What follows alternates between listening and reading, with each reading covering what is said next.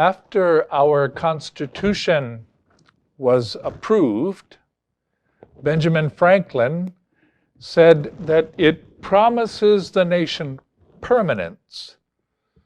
But then again, he added, nothing is certain but the Huskers beating the Hawkeyes and taxes. Now, a Husker victory is an expression of faith-filled hope. And paying taxes is one of the ways we participate in public life, along with civic duties like defending the nation and voting. Faith and civic duties, both are important. In fact, the First Amendment of the Constitution calls for the separation of church and state, so as to guarantee the free exercise of religion and of government. In today's gospel passage, Jesus makes his own statement about faith and civic duties, teaching about the importance of religion and how believers participate in public life. What do we learn? Firstly, Jesus invites us to practice religion. Give to God what is God's. Remembering that all of us, without exception, and whether we acknowledge it or not, are under God. God is first. We say this in our Pledge of Allegiance. One nation, under God. Secondly, we learn that practicing religion isn't just on Sunday.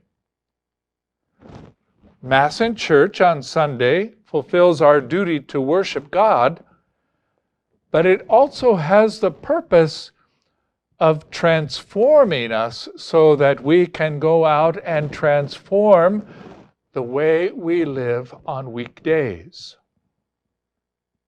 Thirdly, we learn that for believers, performing our civic duties, giving to Caesar what is Caesar's, is meant to be guided by the church's gospel-inspired social justice teaching. And the foundational principle of that teaching is respect for the life and dignity of each person, from womb to tomb, regardless of their color, their race, their gender, regardless of anything. Another important social justice principle built on the foundation of that respect for life and dignity is devotion to the common good, which at times calls me to sacrifice what I want for the welfare of all, like giving up my personal comfort to wear a COVID mask. So, we respond to this gospel teaching by taking our place under God, fulfilling the duty to love God by worshiping at Sunday Mass in church, and the duty to love our neighbor by helping the poor.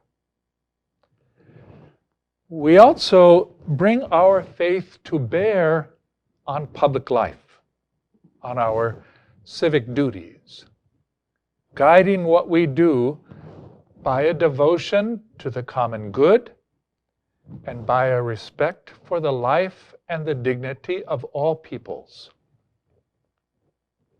And when it comes to the civic duty of voting, which is on all of our minds at this time, there is no Catholic side of the aisle. I think it bears repeating that it isn't a sin to belong to any political party or to vote for their candidates unless we do so because that party or candidate are for abortion or the death penalty or against immigration reform or environmental controls. We can't do that and still give to God what is God's.